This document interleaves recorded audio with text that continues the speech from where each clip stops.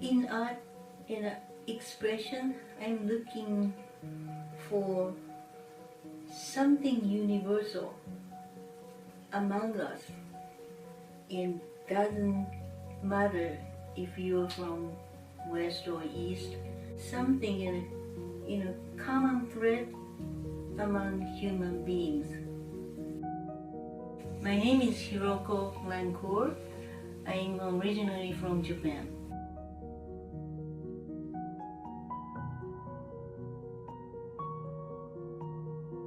I came to the US 1976 with my husband, and I've been living in the United States longer than in Japan.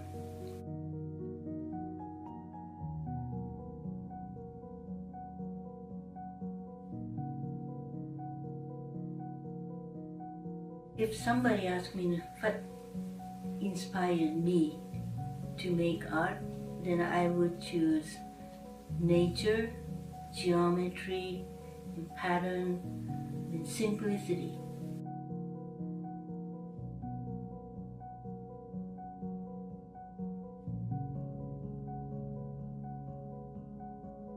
I had no intention to become an artist. I had a full-time job as a systems analyst, so I didn't have time to do art. But I had the opportunity to take some courses, so I chose art because always I'm thinking about work, and then I couldn't relax, then a lot of stress. So I tried yoga, the meditation, and nothing worked. And then one day I started coloring in some kind of a pre-printed geometric pattern. And then while I'm doing it, somehow magically almost, I couldn't think anything else because I'm so into it.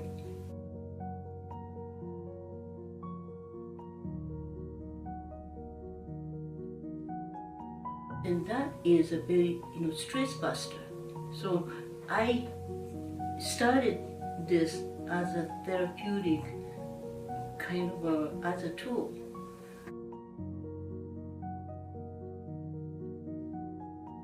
When I come up with a design, and usually it happens outside of the studio. The most productive time for me lately is walking in the woods. By moving and the body's in motion, then something starts clicking. I call it the fermentation.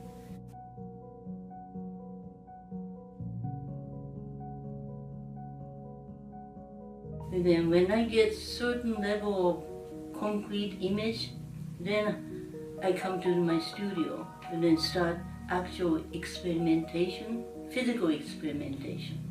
My way of doing is very time consuming. I spend more time thinking about than actual production time.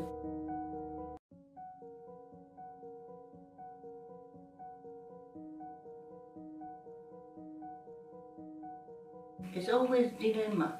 Which side am I in? When I live in US and I'm kind of Americanized, then I behave certain way. I'm more assertive because I've been here for a long time. But when I go back to Japan, I don't act like I'm like American. I tend, intentionally act like Japanese, and I preserve my reserved demeanor.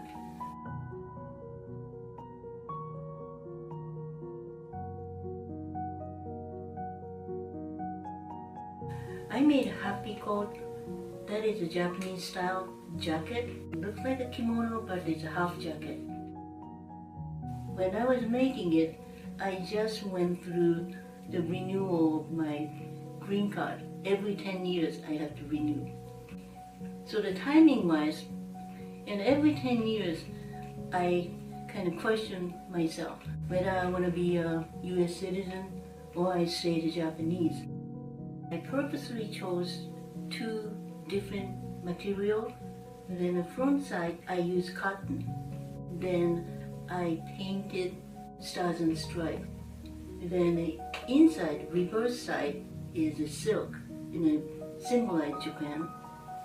You cannot wear them front and back at the same time, right?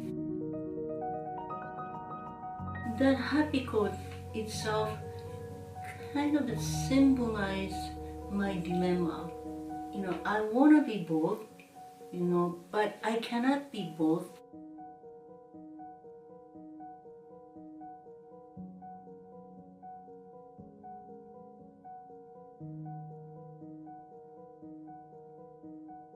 I think the minimalist work or conceptual work required audience to, the forced audience to come up with your interpretation.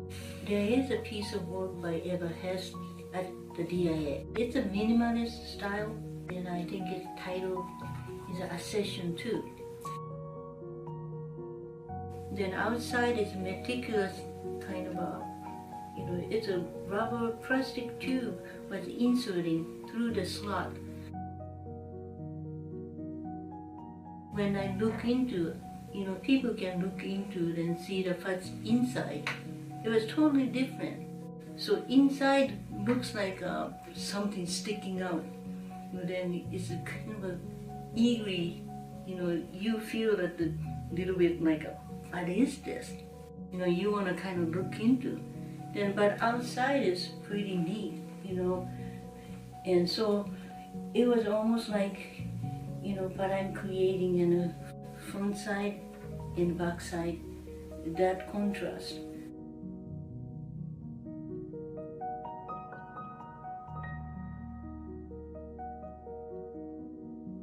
Sometimes the other side, back side is more interesting, even though it looks chaotic and compared to the front side.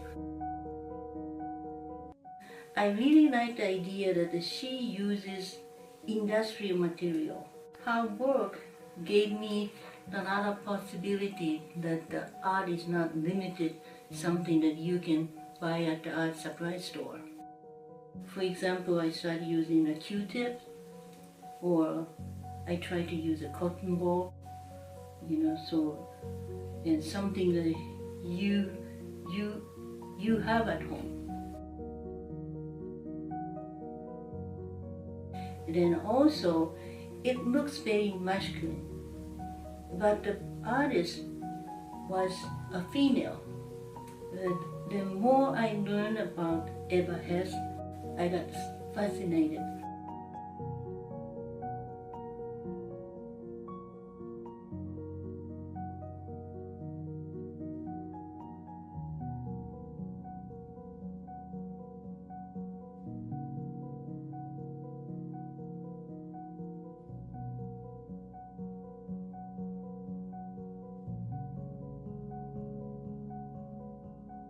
Traditional sashiko is cloth and the fabric, and then thread, then needle. Just like a regular sewing, but gradually it created more decorative in aspect. It then becomes not only just a utilitarian method, but it's becoming a part of art. Then I decided to use a simple method. Instead of using a thread and needle in cloth, I decided to use Western watercolor paper. I put together design paper. Then I put that on watercolor paper. Then I, tape it. Then precisely, then I start poking holes. The hardest part is accuracy. And in a larger piece, there may be almost 10,000 holes I have to poke. So if the hole is even 1 millimeter off and it will show, then I'm done. I cannot use that prepared, paper. Then instead of thread, I decided to use calligraphy paper. Then using the calligraphy, then make my own stick, short stick.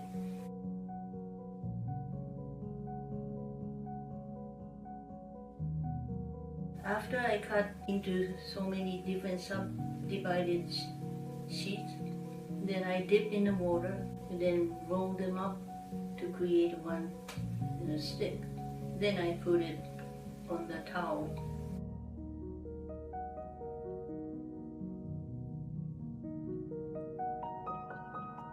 And then instead of thread to go through, I use awl to poke hole. In the Japanese language, if I translate literally, sashi means you poke. Then physically, I inserted one end of calligraphy rolled paper, then stick in it, then the other side stick through the hole. When it's wet, it seems like it's not sturdy enough, but when it gets dry, completely dried, then those paper and paper, they were kind of fused together. So I don't need to use glue.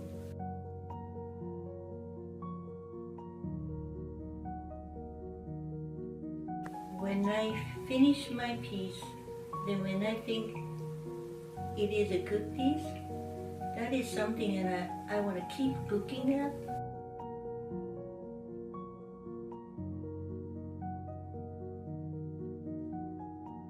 The attribute that I like to have in my work is duality and simplicity, complexity, and a balance in between. Deep inside, I think a human being has a lot of commonality. You're from Western culture, I'm from Eastern culture, but we have something transcend those differences.